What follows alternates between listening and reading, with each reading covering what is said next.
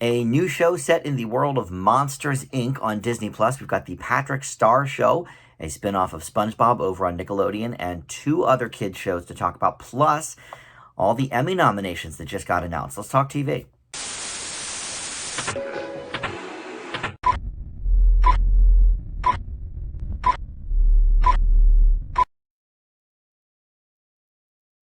Hey guys, Dan here. This is Dan Reviews It. Welcome to TV news and reviews for the week. This is sort of our kid-centric show because there are several new kids shows aimed at the youngsters that we want to talk about. The two I mentioned up top, Monsters at Work on Disney Plus and the Patrick Star Show on Nickelodeon. But you've also got a new Tom and Jerry show full of a bunch of shorts that were newly created for this program over on HBO Max called Tom and Jerry in New York.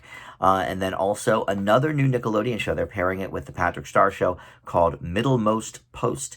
So we're going to talk about all of those. But first, in the TV news, we've got some news to talk about for the big boys. It is the Emmy Awards. So we're going to talk about mostly adult shows here, but this is the week of Emmy nominations. Now, closer to the September air date of the Emmy Awards, I think my buddy Tim and I are going to discuss the nominations and who we think will win and should win and all of that stuff because he has seen a lot of these programs as well. In fact, a couple of them we did longer form reviews about, including WandaVision and The Queen's Gambit. So definitely some skin in the game there. So let's talk about the overall. So by network, there have been a lot of major upsets with The Mandalorian itself having 24 nominations. Now, of course, that counts a lot of the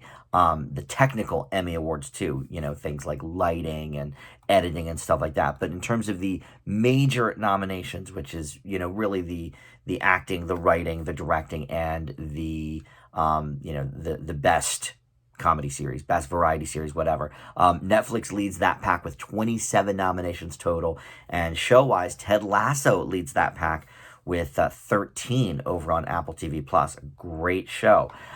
So let's get into some of these. I guess we'll just sort of talk about the major ones. And like I said, Tim and I think, are going to do a will win and should win separate video in, about 2 months right before the Emmy telecast in mid-September. But for our outstanding comedy series, you've got they've upped the numbers, by the way, a couple of years ago with all the streaming things. So now, instead of just 5 nominees, a lot of these have 8 or maybe even more. But for outstanding comedy series, Blackish, Cobra Kai, Emily in Paris, The Flight Attendant, Hacks, The Kominsky Method, Pen 15, and Ted Lasso. I have not actually still seen Cobra Kai, I know. But other than that, I've seen at least some of all of these shows. ABC getting a rare network nomination with Blackish. There's a few Blackish nominations, as there are every year. And then on NBC, there's a few This Is Us nominations, as there usually is.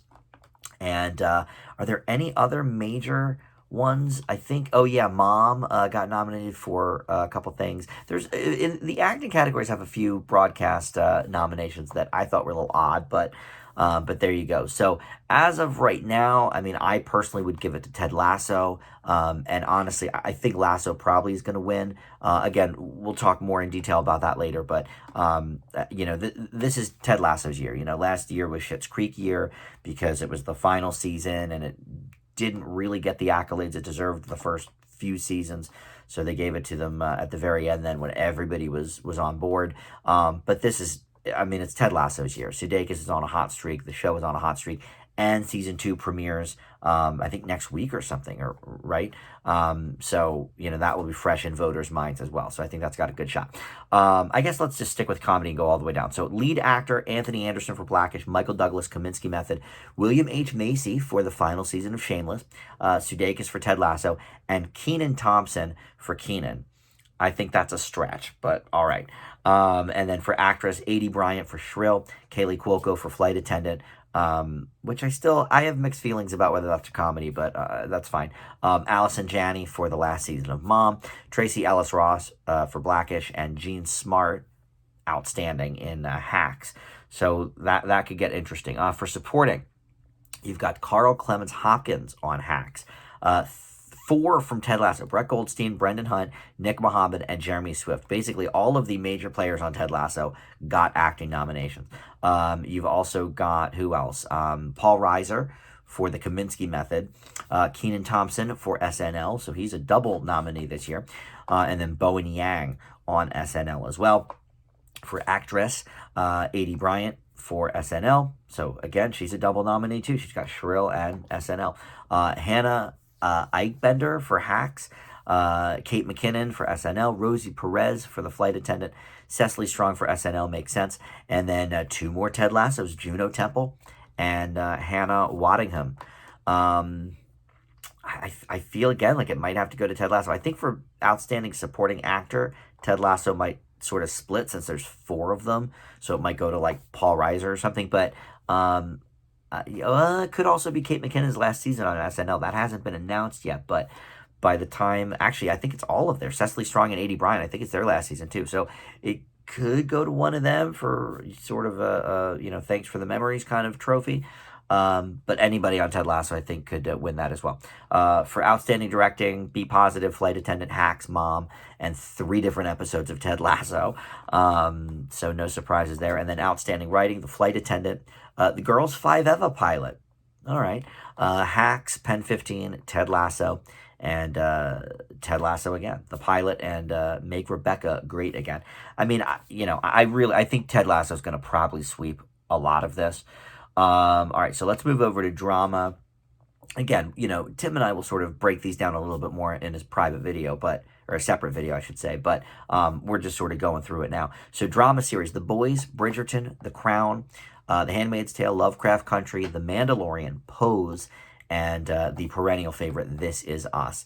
Now, This Is Us incorporated COVID storylines into this year's story, so they could have a real good year with that.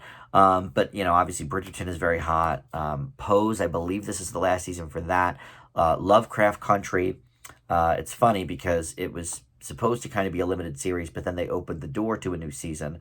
But then I reported last week it is not getting a second season. So really, it should technically be in the limited series category, Lovecraft Country, but I'm glad that it's not, because I feel like that's already stacked enough, which we'll get to in a moment. So for acting in drama, you've got Sterling K. Brown for This Is Us. Of course, he's a perennial. Jonathan Majors for Lovecraft Country. Josh O'Connor for The Crown. Regé-Jean Page for Bridgerton. Billy Porter for Pose, again, last season there. And Matthew Rhys on Perry Mason.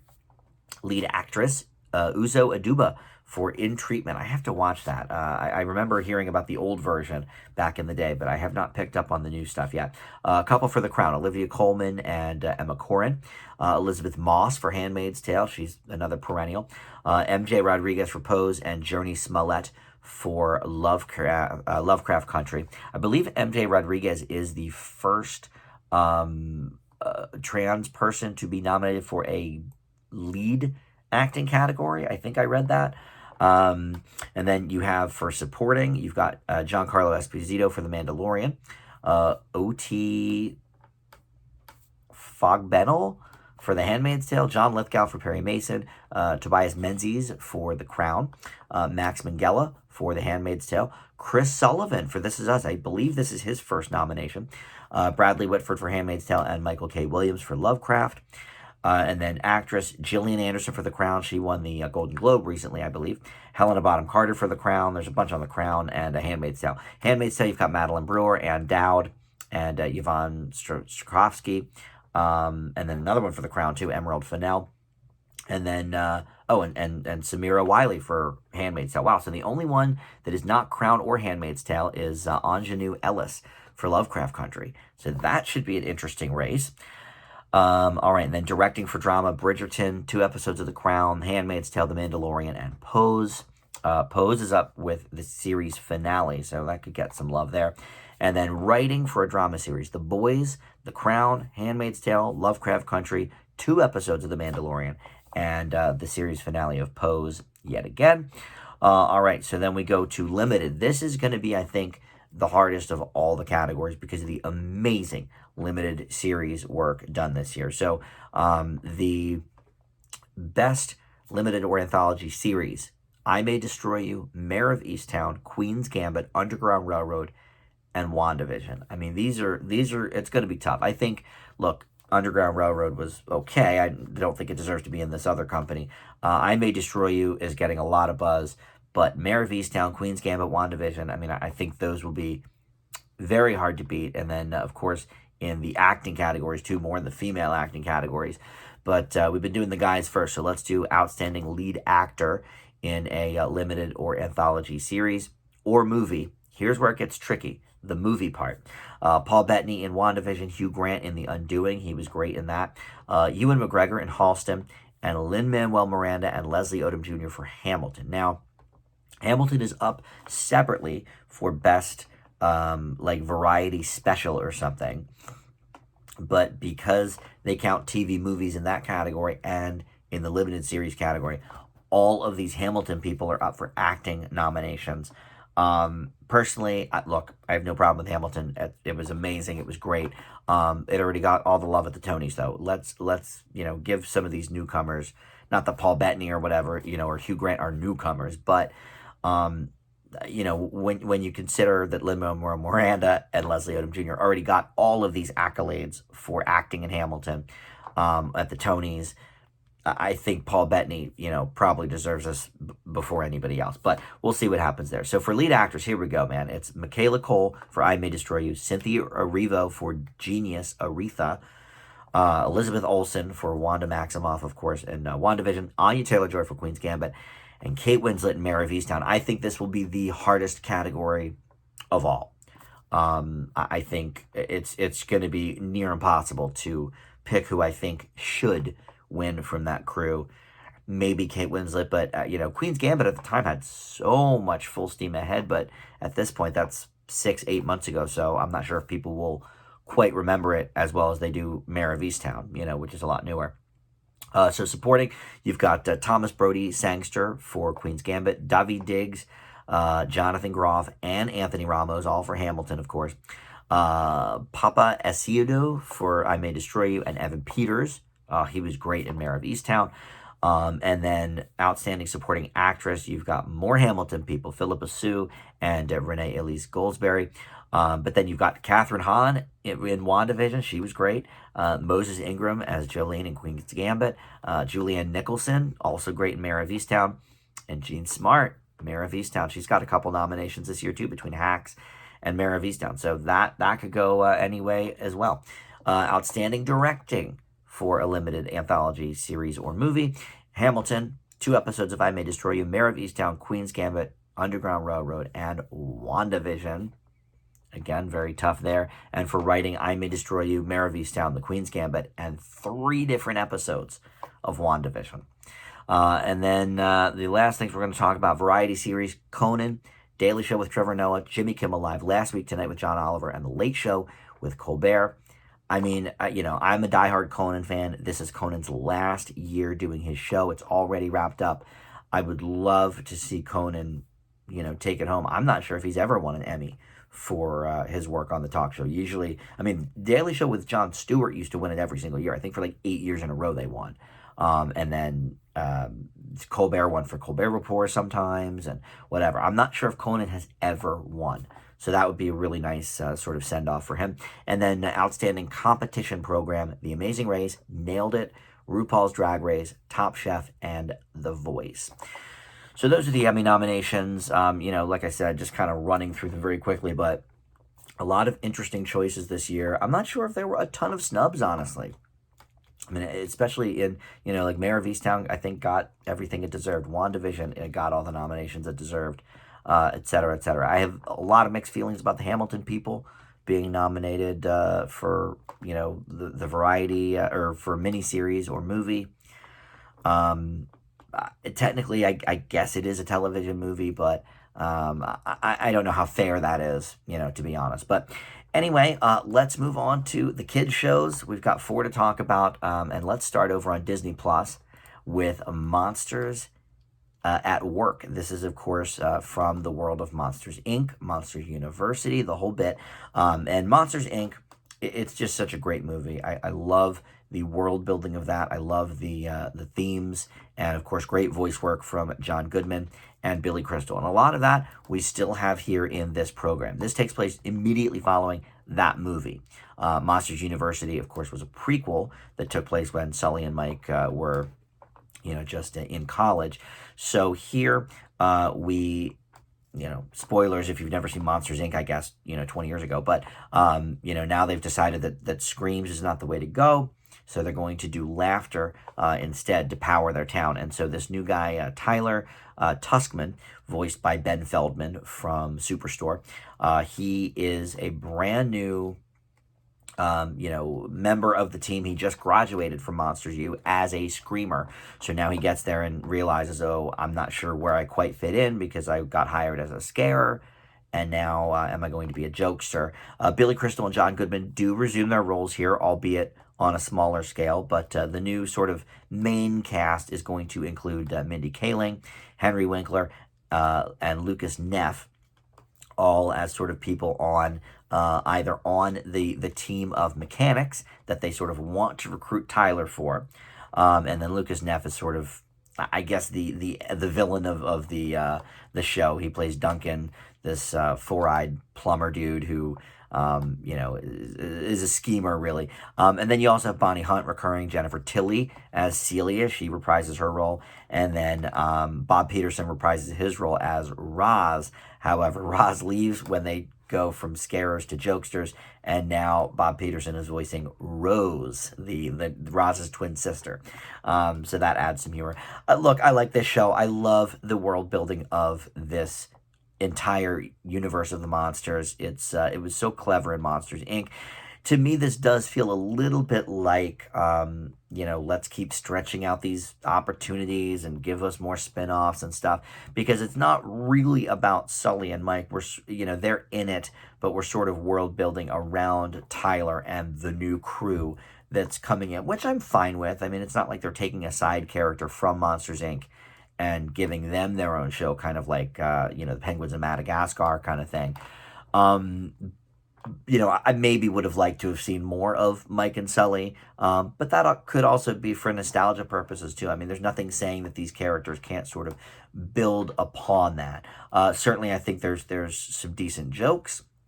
I do like that the idea of sort of the crisis of all of these people who are now either out of jobs or have to sort of mold their skills into being jokesters because they've been scarers for so long. Like Monsters Inc. ends on this positive note of, let's bring laughter to the world. But, nobody, at least I didn't think about what that meant for the monsters that have been scaring kids for 20, 30 years. Now, what do? They have no training in the joking arts. So it's sort of amusing to kind of build off of that whole thing. And clearly, I guess the writers didn't want to delve too far into that either, which is why they made the prequel, Monsters University, where they're still scaring kids back in that version. So I think this is a nice, fun addition to the weekly Disney Plus lineup. Currently you've got Loki going on. Big Shot, the John Stamos show, just recently ended. So, picking up another new show every week. And I think we're going to have Turner and Hooch either next week or the week after. So that'll get added to the weekly Disney Plus mix as well. The art is, very, very similar to what they were doing back in, I think it was 2001 maybe, for Monsters Inc. And so I appreciated that. I would have maybe liked to have seen more banter from Mike and Sully, just because I love those characters. Mike, of course, is so funny, Mike Wazowski. But I do like that they've still got a version of Roz. I think that's cool. So we'll see where it goes from here. They only had 2 episodes up when I watched them, so this is sort of based on those first 2 episodes, which is I think sort of more world building than it is about the plot moving forward. I think we're still sort of getting used to who these people are. But I love that Henry Winkler's on it. He's always good. So yeah, I think this is a cute show. I leave Monsters at Work with a B+. So I think the other real big one is the Patrick Star Show. That's over on Nickelodeon, and this is of course a spinoff of SpongeBob. Patrick Star voiced by Bill Fagerback, as he has been doing for 20 plus years, I guess, at this point. And the basic premise is Patrick has his own TV show. It's a talk show, and his family kind of supports him. His sister, runs the camera and stuff like that. But that's basically all it is. I mean, that's the premise, and it's two 15-minute short episodes, much like SpongeBob has been. Nickelodeon is really, really running this SpongeBob well quite dry. They have Camp Coral, the Under Years, over on Paramount Plus. They've got this now on Nickelodeon. They just recently had the third SpongeBob movie, and then all the while they're still producing new SpongeBob episodes. One good thing about this is they are using the traditional look of the characters, unlike in Camp Coral, where they have a more CGI look to them. Here they're using the classic look and feel of the characters, and other people are in it too. I mean, SpongeBob showed up in the second episode. Squidward was, I think, in the second episode. So we see some of our favorites as well. To me, this reminded me though of, like, I used to read Archie comics when I was a kid. This reminds me of like a Jughead comic, where like Jughead is the star of all the comics, but it's still set in the same universe, and we still see some of the same people, but they're more focused on Jughead. Because truth be told, Patrick does not get a ton of episodes dedicated to him on the SpongeBob show. But here's the problem. Well, there's many problems with this, but first of all, some of the family unit of Patrick is just sort of being retconned and not what we know from the history of this character. And I don't even know that much about SpongeBob. I don't watch it that much, but it's always on when I'm at my nephew's house because they run like 8 hours of it every weekend. So I've seen so many episodes in the last few years. And some of these things I don't really add up, and I looked it up, and I'm right. Like, the parents are a different color. I don't know why they made those changes. I feel like SpongeBob has so many hardcore fans that they would pick up on that. But part two of my complaint is I don't think this is necessarily for the SpongeBob fan. I think this is for younger kids that think Patrick is funny because he's so dumb. And don't really appreciate the clever writing of SpongeBob. And I'm not a huge SpongeBob fan, like I said, but it is kind of clever sometimes. And, Patrick is easy to write for because he's a dum-dum. And I like Patrick as a character, but this is just nothing but like these fast-paced jokes in your face, that, all these bright colors and quick, cutaways and stuff. And it just, in general, doesn't make a lot of sense. Like in episode number 2, for example, he is discovering what a job is, and to be an adult, he needs to get a job. And there's so much wrong with that. Number one, apparently, if you're hosting your own talk show, you already have a job, so I don't know why he doesn't know what a job is. But second of all, SpongeBob has been working at the Krusty Krab forever, and Patrick works with him sometimes. So like, they're just basically retconning so much from the series. Why wouldn't Patrick know what a job is? That makes no sense. So, I didn't get a lot of laughs from this. Now, maybe if you're 6 or 7, you will think this is the bee's knees. But I think it's sort of a slap in the face for, SpongeBob enthusiasts and purists. And Steven Hillenburg, the creator of SpongeBob, who passed like a year or two ago, he really... did not want spin-offs of SpongeBob. He was pretty adamant about that. And so I guess now that he's dead, they're like, well, whatever. We're Nickelodeon and we own it, so we can do whatever we want. And that's fine, but at least try and make it good. I think this one's even worse, actually, than Camp Coral. So I leave the Patrick Star Show with a D+. Let's go over to HBO Max. We'll come back to Nickelodeon, but HBO Max has a brand new Tom and Jerry series of shorts called Tom and Jerry in New York. There's, I think, 8 episodes up of that. And HBO Max really is the home on streaming for old Tom and Jerry shorts as well. There's almost 100 on the service, which is close to half of the entire output of Tom and Jerry, since the 40s. So I can appreciate that. I'd love for everything to be up there, but they have about half of them, and that's probably good enough. And of course, you can still see them on like Boomerang and stuff like that. But now, after the movie they released earlier this year, the Tom and Jerry film, which I thought was average, I gave it a C minus.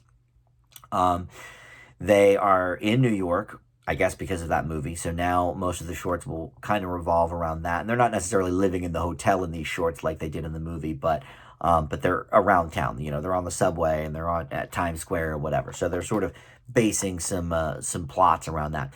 A couple interesting things about this is that there's 4 shorts per episode. Now, the traditional Tom and Jerry short ran 6 or 7 minutes, much like Looney Tunes shorts or Popeye or Mickey Mouse or anything of that era. About 7 minutes on average for the short. So here they have like 3 that are about 5 or 6 minutes, and then they have one that's like 3 or 4 minutes, and then that pads out the show. It's like a 21, 22 minute show total. So I don't know. I could have probably done without the quick one. I would have liked maybe another couple of minutes for the full shorts that we get, because some of the gags are fairly funny and pretty classic in that vein. I thought maybe it would be watered down a little bit because you can't be too violent these days, but you can. They don't care about violence, I guess. It's the cursing they care about. So much like the movie, this does have a lot of the classic type of Tom and Jerry gags. One thing I really couldn't stand, though, was they took a lot of the sound bites from the original and just sort of, threw them onto this, which is okay. I didn't mind that part specifically, but there's one specific Tom scream, like when he gets hit with something or something drops on his foot or whatever, and he sort of screams. They use that like it's the word the. Like it's every 20, 30 seconds they use that same exact sound effect. And it is, a classic. It's from back in the 40s, but it's just too much. I mean, I know. I've watched a lot of Tom and Jerry in my day. I know there's more sound clips you can, cycle through from that. So that was kind of irritating. But I did laugh. I mean, Spike is here, and there's some classic routines and sort of add to some of that. I will say the violence is tamped down a bit. It's definitely not quite as violent as it was back then, but that does make sense. That was like 70 years ago. So overall, I was a little torn on this show, but I do like it probably more than the movie, because the movie's biggest issue was the live action people, and we don't get any of that here. This is all, classic animation, and it does have the look of classic Tom and Jerry cartoons. I'm big on, something looking like the classic days. So overall, I will leave Tom and Jerry in New York with a C plus, let's say. Cheated on that B minus, but I think because of the 4 short thing and the the recycled sound effects, I think C plus is probably fair. So finally, we have Middlemost Post. This is on Nickelodeon, Saturday nights, just like the Patrick Star Show. And there's only one full episode up right now, but there's a series of shorts that they ran in June, I guess on commercial breaks or something on Nickelodeon. And you can see all of those on Paramount Plus as well. But this is about Parker J. Cloud, who's voiced by Becky Robinson here. And he is a former Rain Cloud, but now he is a mail delivery man across Mount Middlemost. And he has his friend Angus, voiced by John DiMaggio, who is, sort of a wet blanket a little bit to Parker's very, very enthusiastic, kind of misdemeanor. And you also have the mayor here, voiced by Colton Dunn from Superstore, another alum there. And this is a really cute show, actually. I didn't know what to think of it. Especially, I watched this after Patrick Star, so I was like, man, these Nickelodeon shows are going downhill.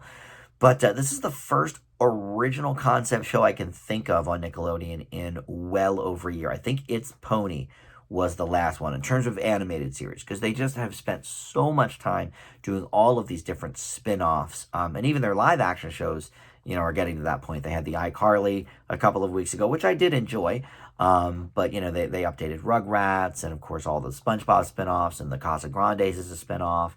So it's nice to actually see an original sort of concept here. And the Cloud actually reminds me of his look. He reminds me of that Cloud from, I think it's the Trolls movie series, which is, one of the funnier parts, I feel like, of those movies. And he has sort of that same, not quite like a disco type vibe, but he has a very happy, cheerful spirit. It's infectious.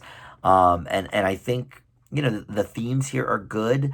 In the first episode, he's delivering a letter to this lonely dude and trying to make friends with him, and at first we think the lonely dude hates him and, oh, leave me alone, but he turns out, he writes Parker back and was like, oh, see you tomorrow, so he actually made him happy. Not to give away spoilers for Middlemost Post, but anyway, so I think the animation style looks good. There's nothing too, specifically fresh about it. But I think it's a fun show. It's not hilarious necessarily, but I think it certainly gets the job done. And like I said, it's nice to see something original on Nickelodeon that's done this well. So I'm going to leave Middlemost Post with a B. So that's going to do it. We have a bunch of adult shows to get to in the next couple of weeks. I talked about the Gossip Girl reboot last week, so I know that is out. And there's a bunch of other stuff. We'll get to all of it. And then, like I said, the Emmy nominations, I think Tim and I will do something in September, sort of running through those again and saying who we think should and will win some of those major categories. So, all right, thanks for watching, and we will see you next time. Bye.